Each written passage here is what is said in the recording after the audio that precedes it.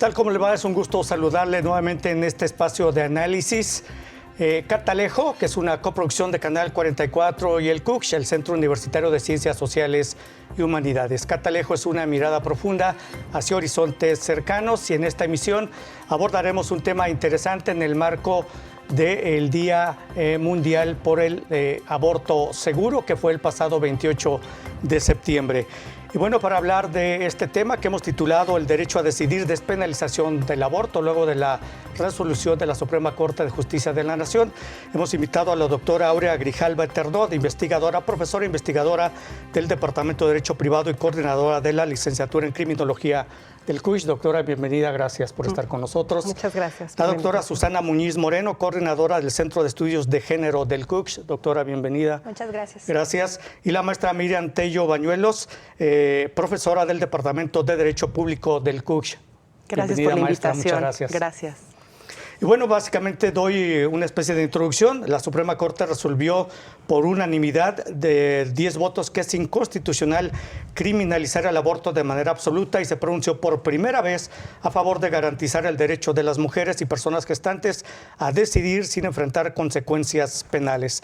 De esta manera, la Corte invalidó el artículo 196 del Código Penal de Coahuila, que establecía una pena de prisión a la mujer que voluntariamente practicara su aborto o a quien le hiciera abortar con el consentimiento de aquella, pues vulneraría el derecho de la mujer y de las personas gestantes a decidir. Básicamente es la resolución de la Corte.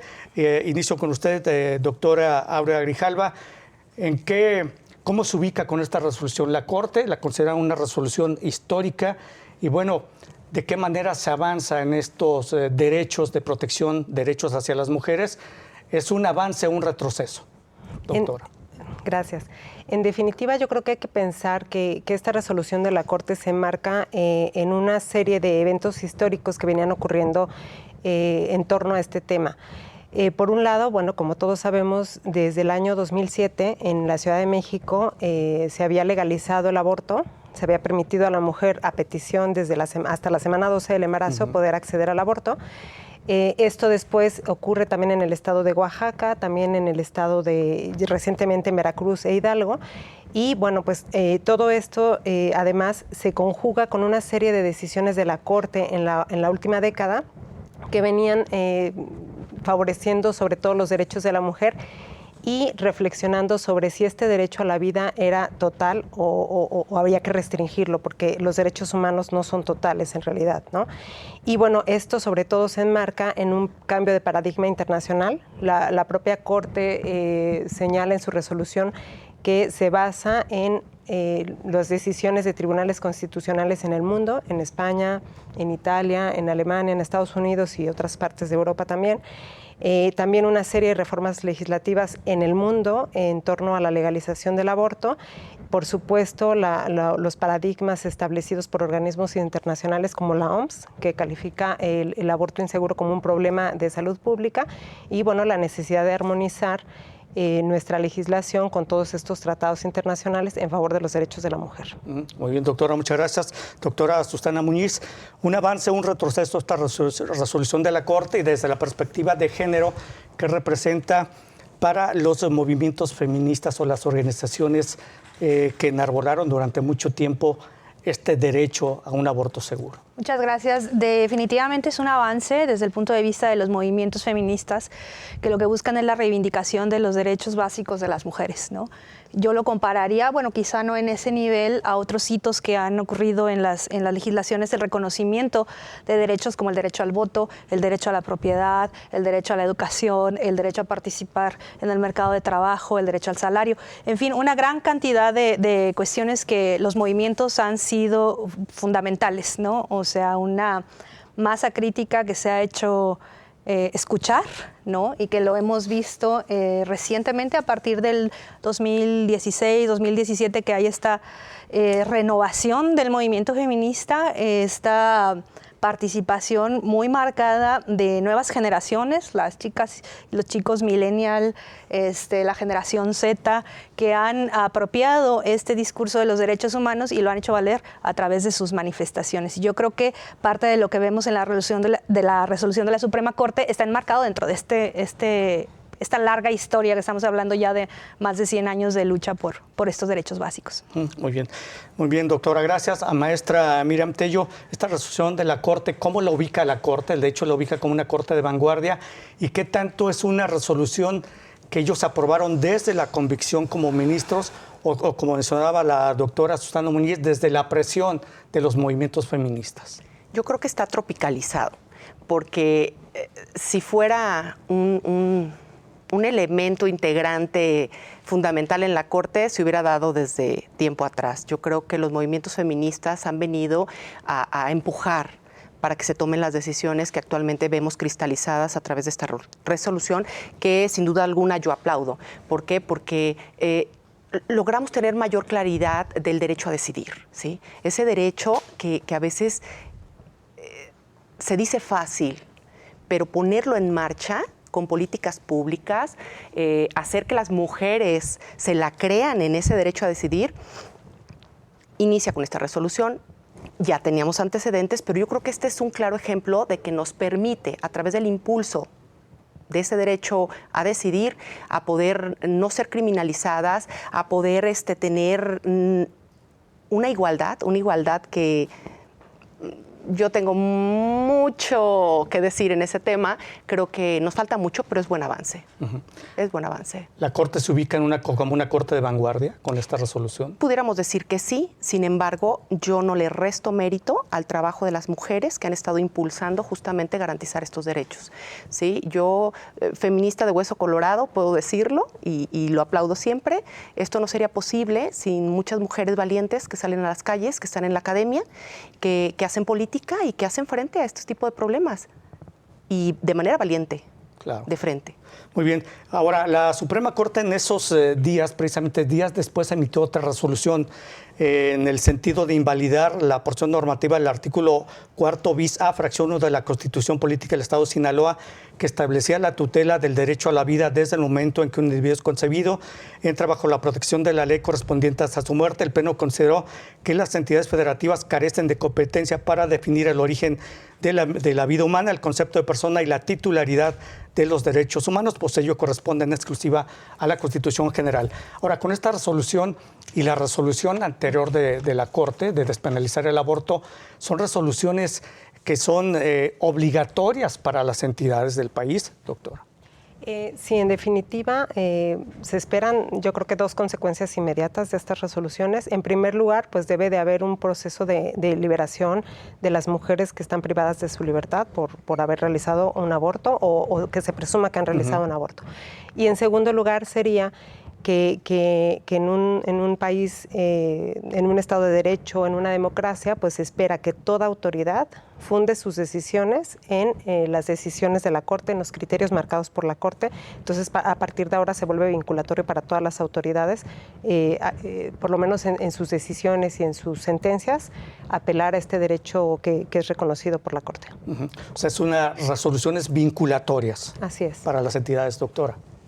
Bueno, yo quería decir, no nada más es los movimientos feministas y los cambios que mencionaba la doctora, las diferentes controversias constitucionales o acciones de inconstitucionalidad que habían venido precediendo esta decisión histórica.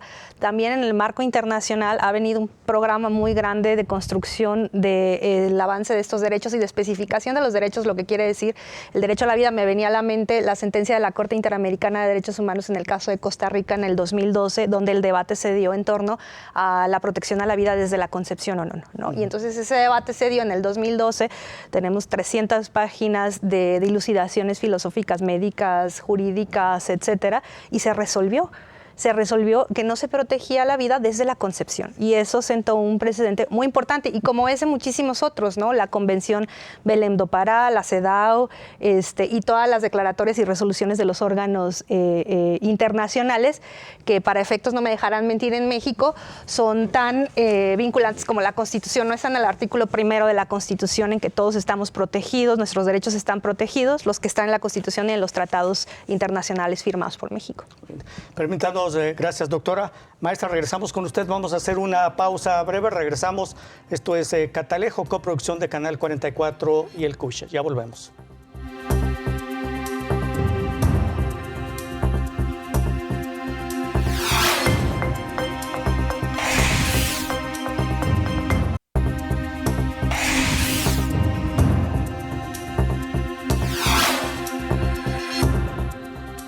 Bueno, continuamos en Catalejo, coproducción de Canal 44 y el CUSH. El tema es el derecho a decidir, la despenalización del aborto por parte de la Suprema Corte de Justicia de la Nación.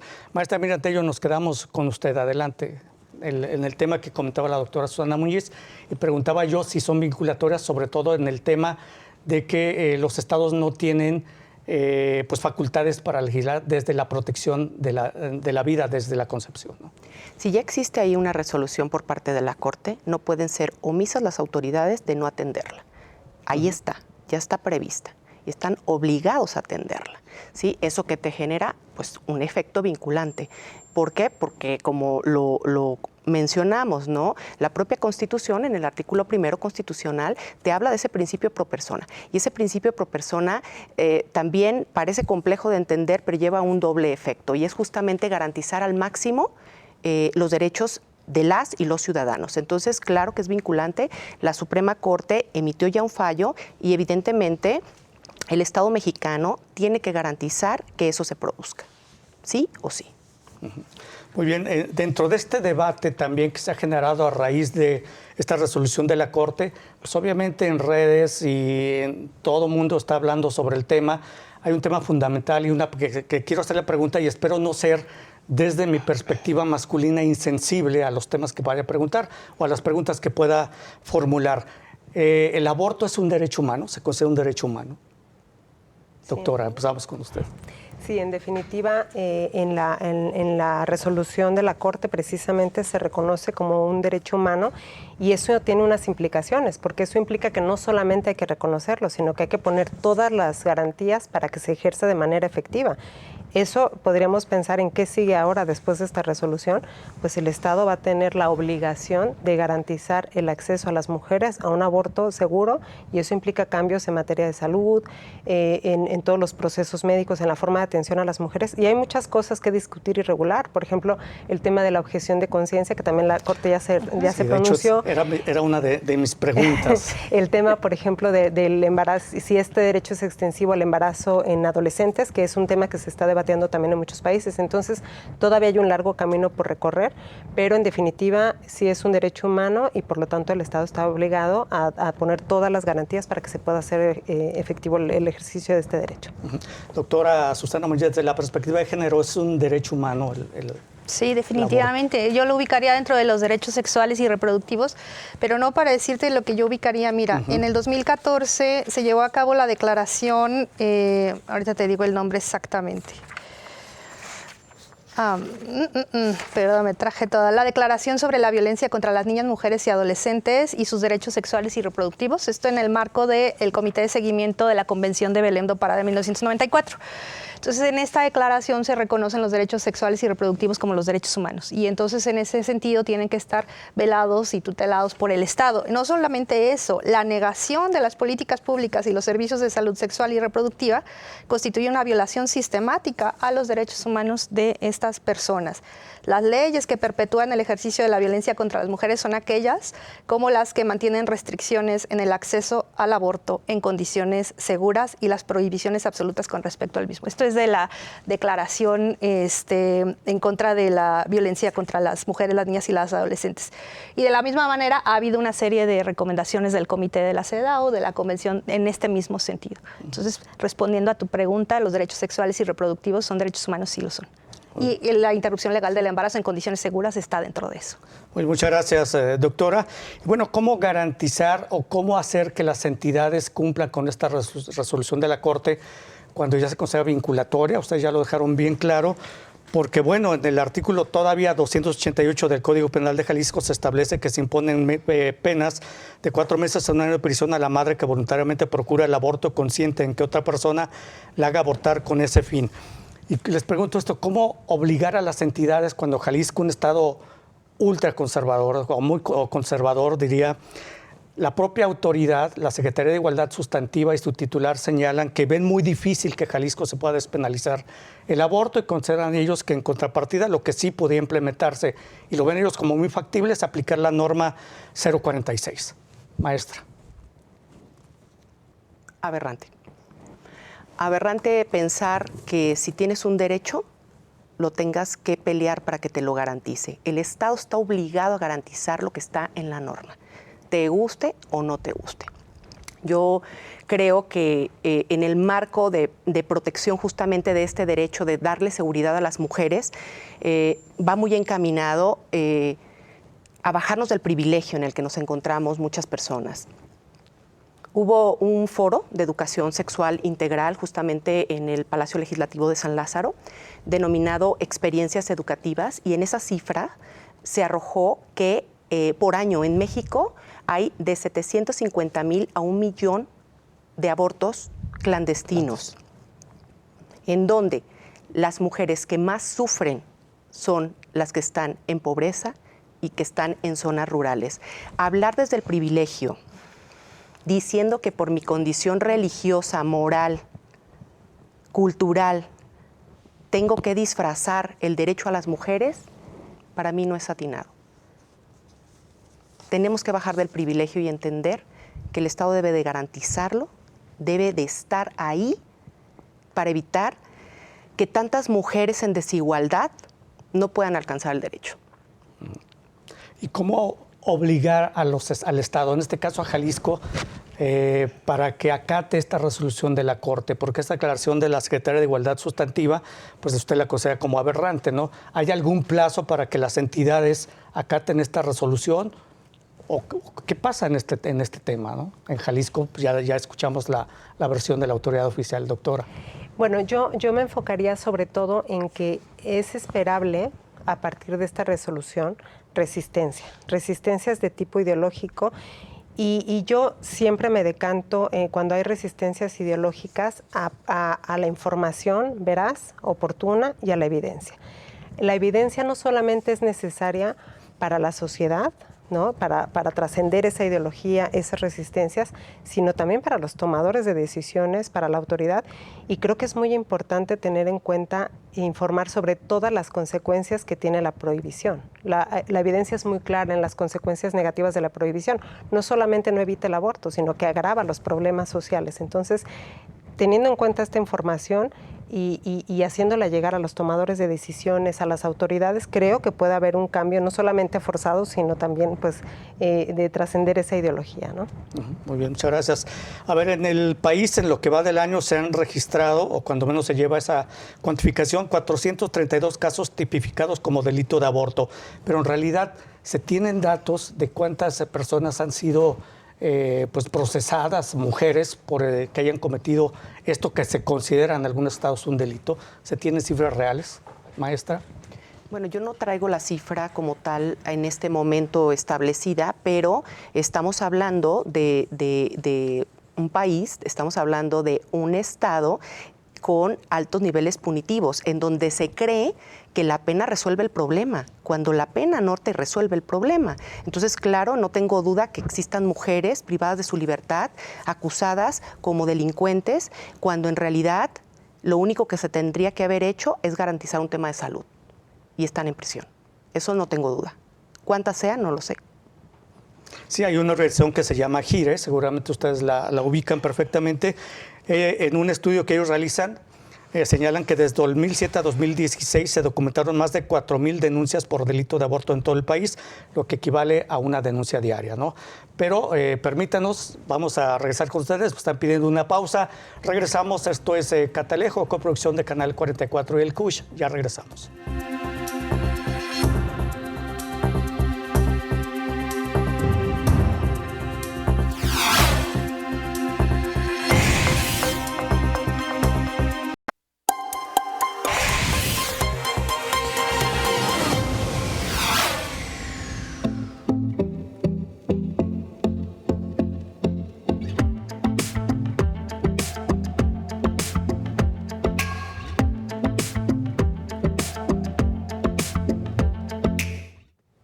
Bueno, continuamos en Catalejo, el tema, el derecho a decidir, la despenalización del aborto, con base en una resolución de la Suprema Corte. Comentaba que en un periodo de 9 años, de 2007 a 2016, GIRE documentó más de 4,000 denuncias por delito de aborto en todo el país, una denuncia diaria, De estas, 4.228 terminaron en sentencia, 136 en condena de prisión. Y Gire documenta que en 29 estados del país todavía se contemplan penas de cárcel que van de 15 días a 6 años, incluyendo 6 años de prisión, incluyendo para la Ciudad de México. Bueno, doctora Susana Muñiz, quería comentar sobre claro que sí. una acotación que hice y calificaba a Jalisco como estado ultraconservador, ¿no? Bueno, no tanto sobre la acotación. Yo sí quisiera precisar que en la Declaración de los Derechos de las Mujeres se establece que los estados no pueden invocar una tradición, una costumbre o algún tipo de caracterización religiosa para eludir su responsabilidad con los derechos que ya hemos hablado, como los derechos sexuales y reproductivos. Y la otra cuestión también depende de cómo se enfoca la pregunta. La mayoría de las encuestas que miden la disposición de la población en torno al aborto, casi estás a favor o en contra del aborto. Y no se trata de estar a favor o en contra del aborto. Se trata de cuál es tu opinión acerca de la criminalización y la persecución de las mujeres que por una diversidad de circunstancias, entonces toman una decisión sobre su reproducción. Esa es una pregunta completamente distinta. Y yo creo que independientemente si nos caracterizamos como religiosos, menos religiosos o más de algún tipo, yo creo que las mujeres en México también han expresado lo que desean. El número de hijos ha disminuido de una manera dramática nada más entre los 70, de 1970 hacia la fecha. Pasó de 5.6 a 2.2. El uso de anticoncepción, mecanismos de anticoncepción entre las mujeres casadas, ha subido de 25% a 71% de las mujeres, es en los 2000, ¿no? Y también los estudios muestran el deseo, en la medida en que se han dado las condiciones de legalidad y de seguridad y de desestigmatización de la salud reproductiva, se ha expresado a las mujeres el deseo de controlar y decidir respecto de su propia reproducción. Entonces yo pondría en cuestión de que nos estamos oponiendo. Sí, como usted señala, no es de que estemos a favor o en contra del aborto, más bien debemos aprobar y apoyar lo que tenga relación con el respeto a los derechos de las mujeres y de cualquier persona en general, en este caso el derecho a decidir de las mujeres. Bueno, ¿cómo garantizar? Ya les preguntaba yo sobre lo que declaró la secretaria de Igualdad Sustantiva, que en Jalisco lo más viable sería aplicar la NOM 046. Sin embargo, ¿cómo lograr esto cuando solo 4 entidades pues ya están respetando esta NOM 046 hasta la semana 12 de gestación? Ciudad de México, Oaxaca, Veracruz, Hidalgo. Pero los demás siguen incluso sin respetar. Si no van a respetar lo de la Corte, pues yo creo que la 046 también queda evidente que no habría intenciones de respetarlo, ¿no? Doctora, maestra Mirantello. O de prolongarlo, porque se convierte en una especie de agonía, ¿no? Entre que te reconocen el derecho es un penar para las partes. Digo, lo hemos visto como experiencia en el tema de matrimonio igualitario, que si bien no es un tema parecido, o sea, es un tema también de choque, lo vemos, te dicen, ya está ahí, sí, pero ¿qué tienen que hacer las personas para que alcancen esa garantía? Y creo que ahí está la verdadera chamba de todos los estados, el cómo sí leer con mayor, creo yo, cautela, con mayor dulzura lo que tenemos en la propia Constitución. Si el marco internacional no lo garantiza, la Constitución misma no lo garantiza, ¿sí? En el análisis justamente esta acción de inconstitucionalidad, la Corte es clara, ¿no? Y en un punto relevante habla de esa laicidad, ¿no? De ese concepto de laicidad y te dice, tú puedes tener la religión que tú quieras, tu ética, tu moral es indiscutible, eres una mujer, un hombre libre. Eso no es cuestionable. Lo cuestionable es que tú quieras trasladar esa convicción moral, ética, religiosa y cultural al momento de aplicar la norma, ¿sí? Entonces, no es un tema que no esté garantizado en la norma, es un tema de cambiar el paradigma de las instituciones y de las personas que operan las instituciones y también de una sociedad latente que violenta a las mujeres todos los días. Lo que sufrimos las mujeres en México son altos índices de violencia y que parecen invisibles porque los tenemos ya arraigados, naturalizados. Entonces, claro, 4 estados. ¿Y en los demás qué tendríamos que aplicar? El amor, el sentido común, el hacer lo correcto. Sí, por eso era mi cuestión, si hay algún mecanismo de coerción para las entidades en esta resolución de la Corte que tienen que acatarla a rajatabla, porque si no habrá excusas para no acatar la resolución, ¿no? Y va a llegar un momento en que sí o sí esto va a ocurrir.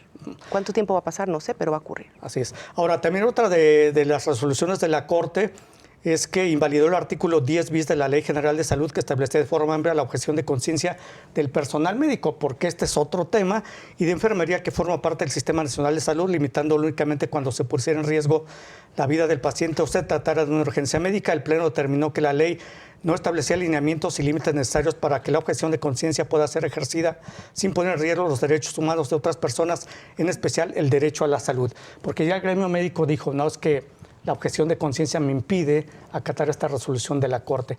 ¿Cómo conciliar esta resolución con esta objeción de conciencia que argumenta el gremio médico, doctora? Bueno, la objeción de conciencia también es un derecho humano. Pidió legislar, aparte a los diputados legislar sobre este tema. Sí, ¿no? sí. La objeción de conciencia, en definitiva, sí es un derecho humano, pero no es un derecho humano ilimitado, ¿no? Y uno de los límites, ¿cuál es? Siempre y cuando no intervengan los derechos de la mujer, ¿no? O ponga en peligro la vida de la mujer. Entonces hay límites y eso es lo que, sí, definitivamente yo también estaría de acuerdo en que hay que regular y hay que establecer procedimientos claros de cómo no limitar los derechos de la mujer con un pretexto de objeción de conciencia.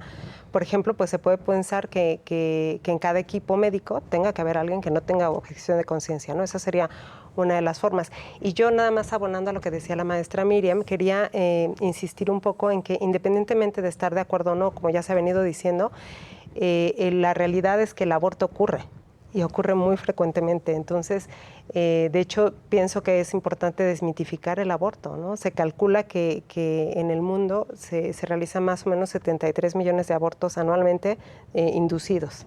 Entonces, eso de hecho significa que 3 de cada 10 embarazos terminan en un aborto inducido en el mundo y 6 de cada 10 embarazos no deseados terminan en un aborto. Y en México las cifras son similares. Ya en el año 2008 se calculaba que de 100 niños nacidos, había 44 abortos inducidos. Entonces, es un tema, la realidad es aplastante ante ideologías o ante restricciones, ¿no? Sí, yo añadiría que de esos abortos, 3 de cada 4 abortos que se realizan son en condiciones insalubres, inseguras. Creo que lo comentamos hace un momento. Yo creo sobre lo de la objeción de conciencia, específicamente de lo que se trata es... la institución no puede ser objetora de conciencia. O sea, las personas, los médicos pueden ser objetores de conciencia, es parte de su derecho. Pero la institución está obligada a tener previsiones, que es lo último que trascendió la semana pasada, para que siempre haya disponibilidad de médicos o médicas no objetores de conciencia y que no obstaculicen el derecho sobre la reproducción de las mujeres que desean tener un aborto. Entonces ahí está la cuestión, como más en fino, no tanto que esté en contra de la objeción de conciencia. Sí, y además la resolución también pidió a la Cámara de Diputados, al Congreso, legislar al respecto sobre este tema de objeción de conciencia, porque pues es muy vago, ¿no?, en los lineamientos que está establecido actualmente. Maestra. Y al ser tan vago, corres el riesgo de volver a caer en un tema aprendido cultural y entonces pones nuevamente en grave riesgo a la mujer que decida interrumpir. ¿Sí? ¿Por qué? Porque entonces, más que informarla, vas a querer imponerle el hecho de que no interrumpa. Y creo que también por eso se tiene que educar. Yo siempre estoy convencida que en México hay mucho adoctrinamiento más que educación. Nos hace falta educarnos. La objeción de conciencia no es la excepción. ¿Puedes ejercer el derecho? Sí, pero siempre y cuando no pongas o coloques en riesgo que por esa objeción tú dejes de prestarle el servicio a la persona. Muy bien. Muchas gracias, maestra. Vamos a hacer una pausa breve. Regresamos a Catalejo en la parte final de este tema, el derecho a decidir, la despenalización del aborto. Ya volvemos.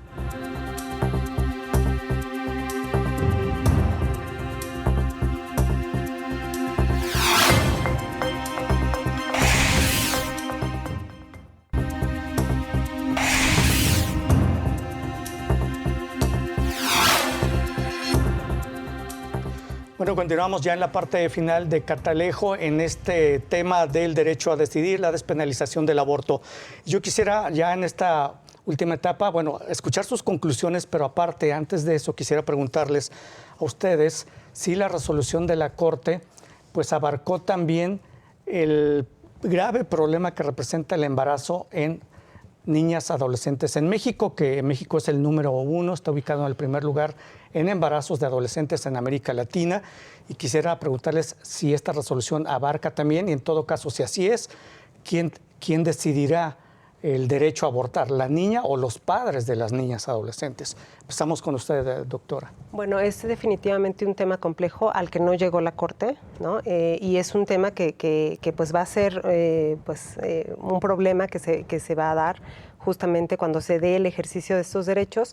En otros países se está discutiendo hasta en qué momento tienen que decir los padres, en qué momento tiene que decir la menor, pero en mi opinión personal, si consideramos que una persona mayor de 14 años es susceptible de una sanción penal, creo que también tiene derecho a decidir sobre su cuerpo, ¿no? Y yo creo que además, pues esta resolución de la Corte y este cambio de paradigma que estamos teniendo nos obliga a observar otros temas, como bien dices, el embarazo, los embarazos no deseados, que finalmente es la causa principal del aborto. Sí.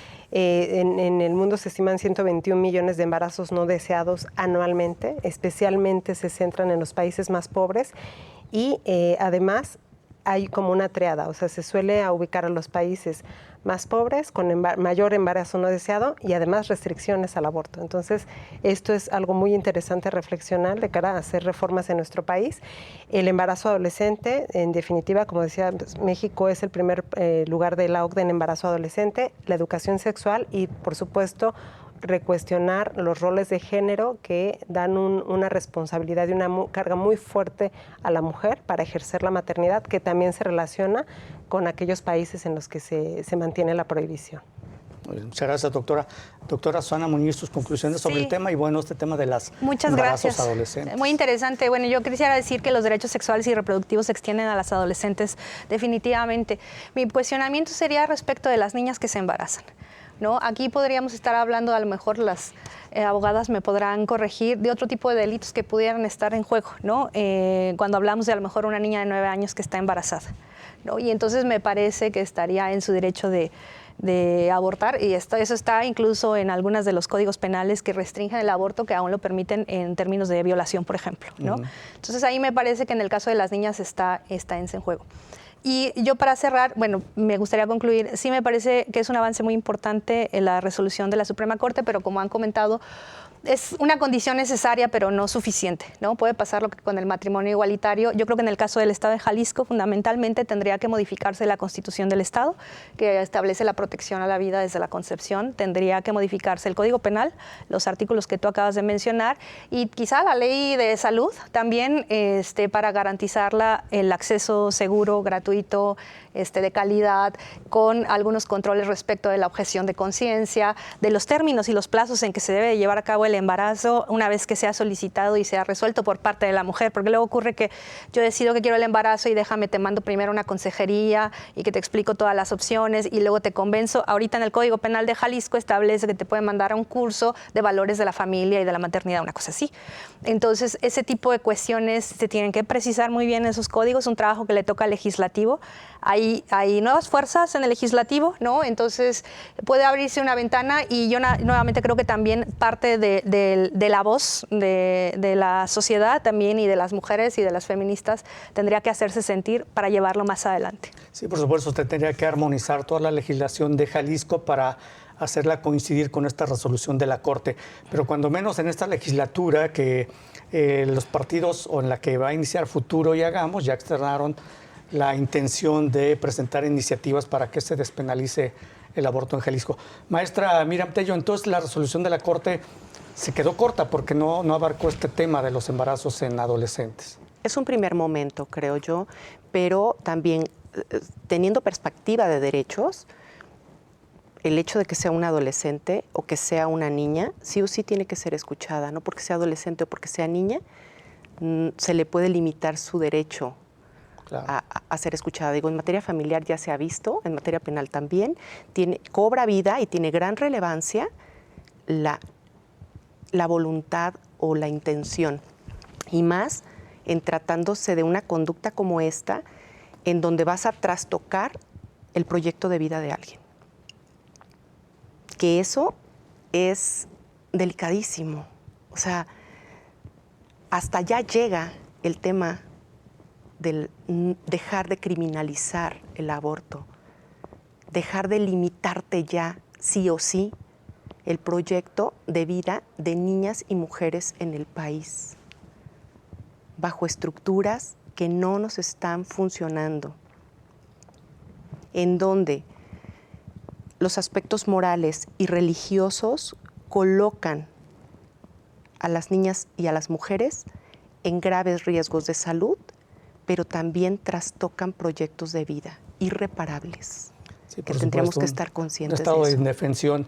Y cuando se habla en el caso de las, y lo mencionaba la doctora Susana Muñiz, de las niñas, adolescentes que se embarazan, bueno, se les criminaliza a ellas, pero ¿qué pasa con quienes provocan esos embarazos? Que muchas de las veces son por situaciones forzadas o producto de violación.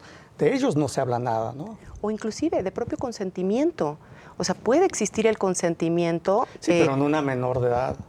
Bueno, pero hay comunidades, por ejemplo, en donde vemos niñas ya con proyecto de vida familiar a los 12 años, que a los 20 ya tienen hijos. O sea, repito, tiene que ver con bajarnos de ese peldaño de privilegio en donde creemos que nuestro mundo es el único, que solamente lo que vivimos nosotros es. No, en México se viven muchos tipos de problemáticas y en todas afecta el proyecto de vida de niñas y mujeres.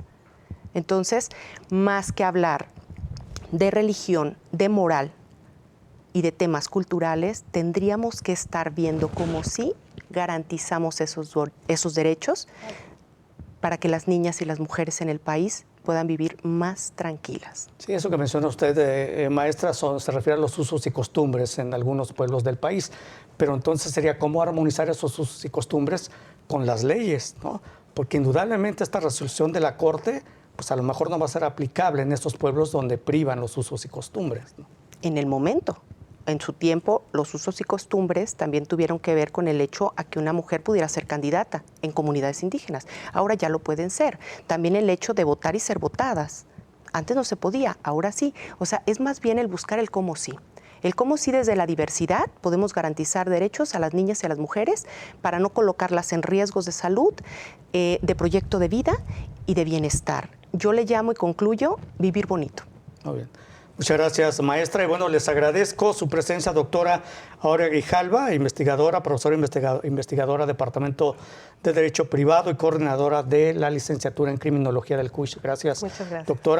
Doctora Susana Muñiz, coordinadora del Centro de Estudios de Género del CUSH. Gracias, doctora. Gracias. Y maestra Miriam Tello, profesora del Departamento de Derecho Público del CUSH. Gracias a las tres por haber estado con nosotros y tocar este tema que, bueno, la verdad, me sentí algo incómodo con ustedes, pero espero que lo haya hecho bien. Excelente. Muy bien. Muy bien, muchas gracias. Muchas gracias. Bueno, vamos a hacer una pausa breve. Regresamos a la parte final de Catalejo, el tema la revocación de mandato. Ya volvemos.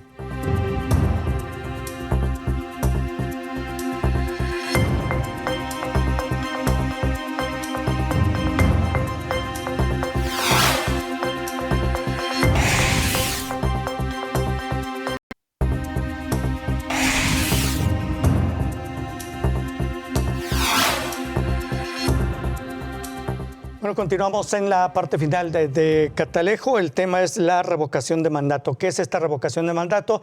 Y para hablar de ello nos acompaña el doctor Armando Zacarías Castillo, es el jefe del Departamento de Estudios Políticos del CUSH. Doctor, bienvenido, gracias por estar con nosotros. Al contrario, muchas gracias y un saludo a la amable audiencia. Doctor, pues uno de los deseos del presidente López Obrador ya tuvo el visto bueno del Senado, se aprobó la Ley Federal de Revocación de Mandato.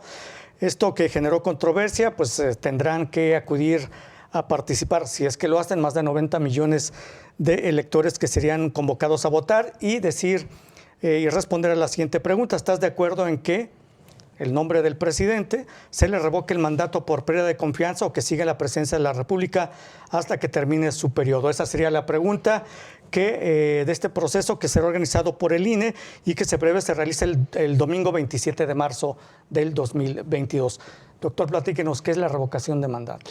Bueno, la revocación de mandato es una figura jurídica que está establecida y normada en la Constitución Política de nuestro país para que la ciudadanía y la sociedad civil y las estructuras organizadas de representación política puedan solicitar a las autoridades electorales, a las autoridades judiciales, la revocación de un representante cuando existen controversias o elementos sumamente complicados o graves que hagan que la ciudadanía emita esa opinión para tratar de acortar el periodo de los representantes que se desempeñan negativamente o, como decía, en caso de una situación grave.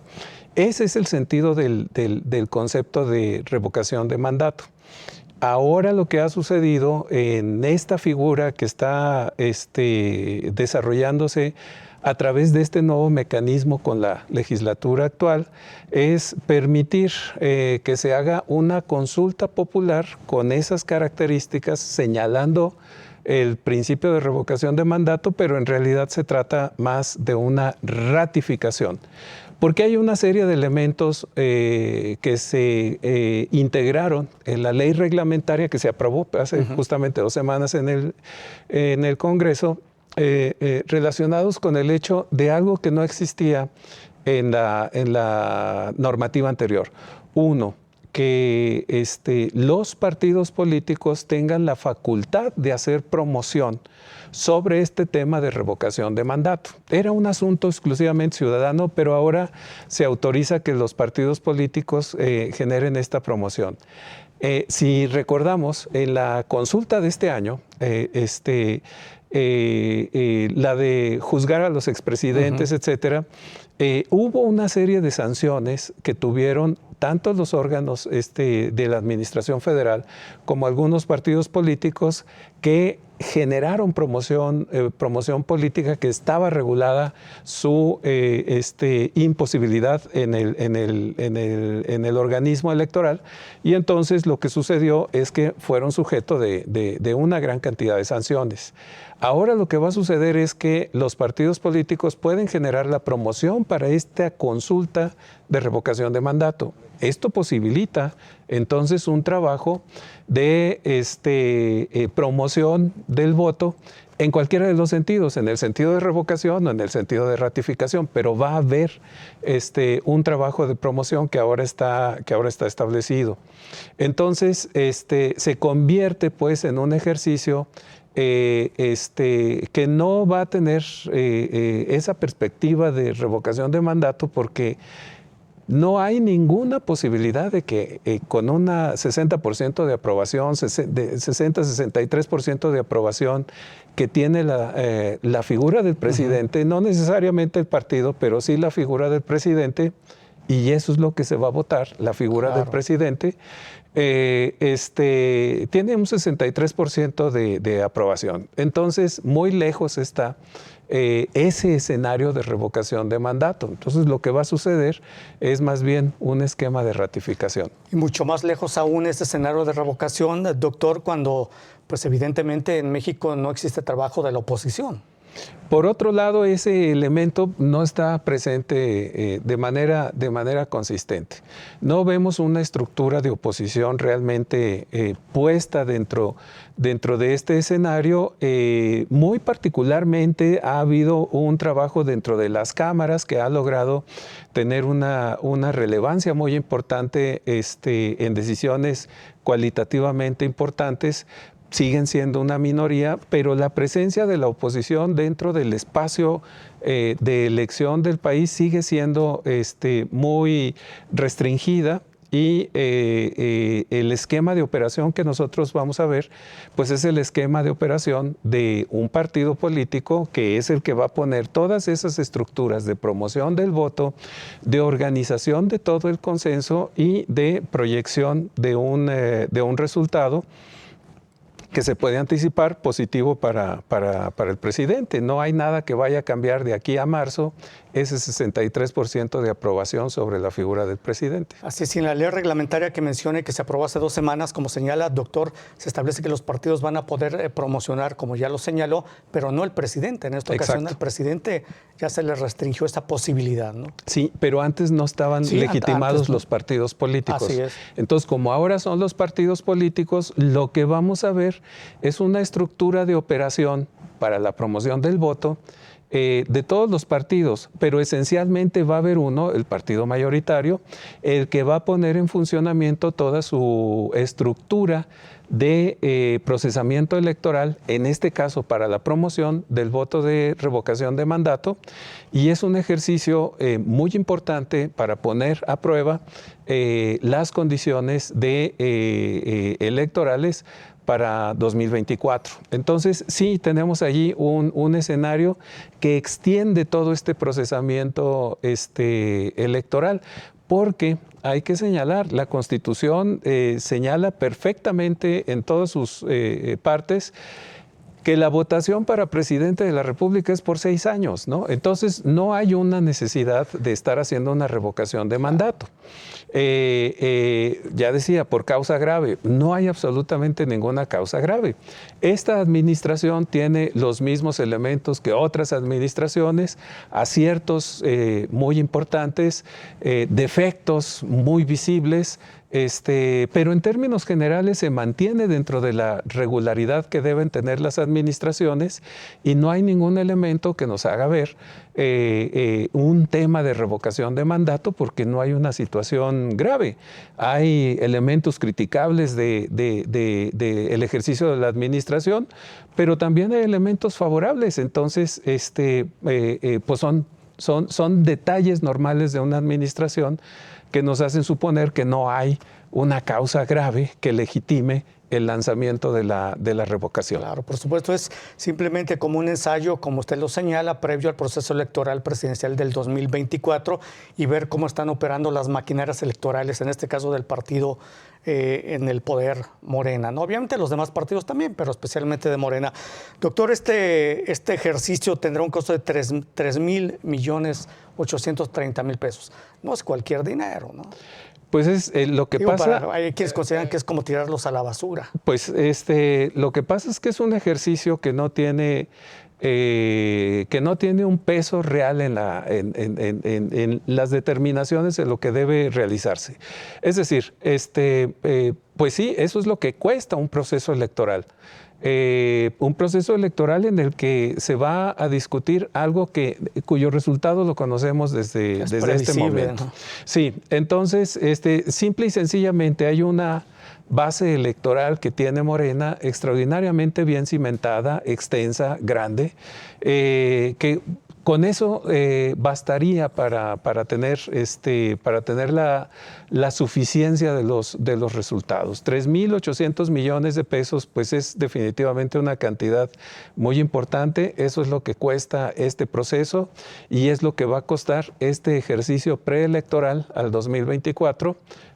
Bajo esa perspectiva de revocación de mandato. Sí, y es un ejercicio que le servirá también al presidente, aunque no pueda hacer promoción, de seguir en campaña, de la cual, pues, como usted señala, nunca ha dejado de estar en campaña, ¿no? El partido es el que va a estar haciendo la promoción por el presidente, es decir, va a seguir la campaña en este tema con este asunto de la revocación. Entonces, pues sí, toda la estructura está más bien diseñada en ese sentido organizativo de los institutos electorales, más que propiamente un interés por la expresión de los ciudadanos, porque el tema de revocación, insisto, el tema de revocación de mandato no es una petición ciudadana. En este momento viene de las estructuras de la administración federal. Lo que plantea esa paradoja, ¿no? Cómo estar haciendo este ejercicio, pues uno de los escenarios visibles sería de la operación de las prácticas electorales de los institutos políticos. Muy bien. Pues muchas gracias, doctor Armando Zacarías Castillo, jefe del Departamento de Estudios Políticos del CUSH. Gracias, doctor. Al contrario, muchísimas gracias. Gracias. Bueno, con esto llegamos al final de Catalejo. Nos vemos y escuchamos en la siguiente emisión. Hasta luego, muchas gracias.